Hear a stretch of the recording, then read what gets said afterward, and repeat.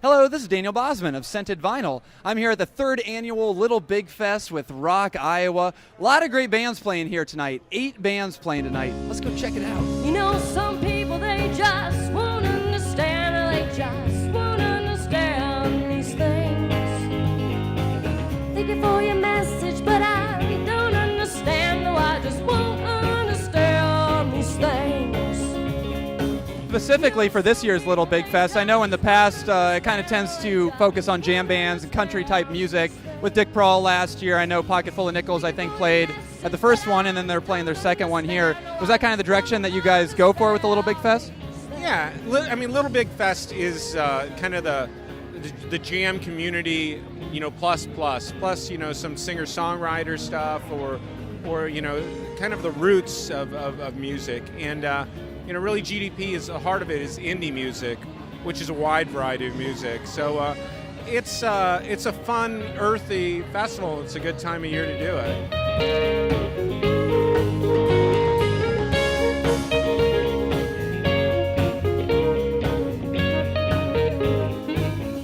This is the second Little Big Fest for Pocket Full of Nickels, right? That's correct. We were here 2 years ago at the first annual Little Big Fest. Any big changes that you've seen between this year and the first year? Well, I think the biggest change for me is just us, because we were kind of new and a little more nervous and excited, and now it felt more comfortable, and we were ready to rock it out.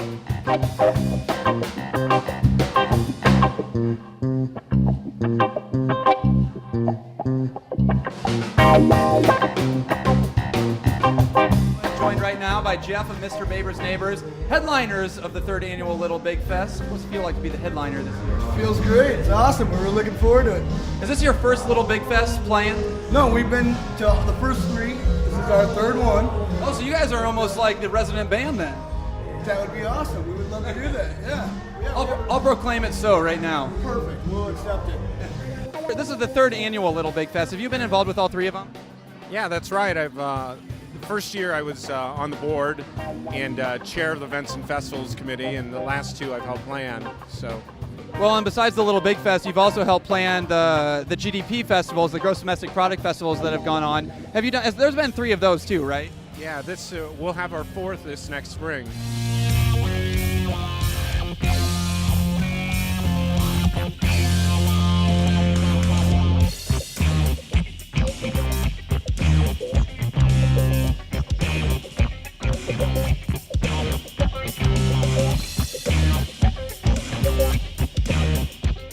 Well, back to your guys' music then. How did the show go up here? This was your first Little Big Fest, right?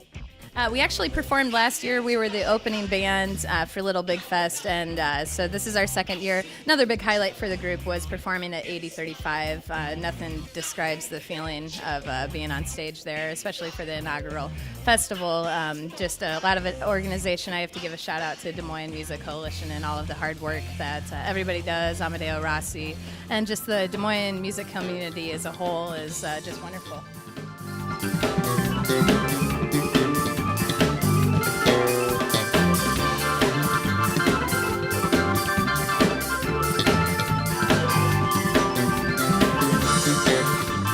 All right, well, and of course, besides that, we've got the 8035 Festival, which was fantastic last year.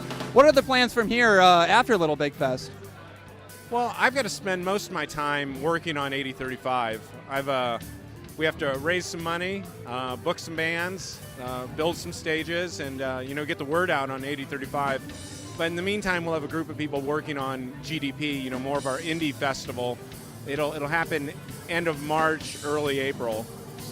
Well, the timing of these is great because we've got the Little Big Fest here kind of early winter, and then we've got GDP in the spring, 8035 in the summer. It must be nice to kind of see these grow and to move from festival and concert to concert.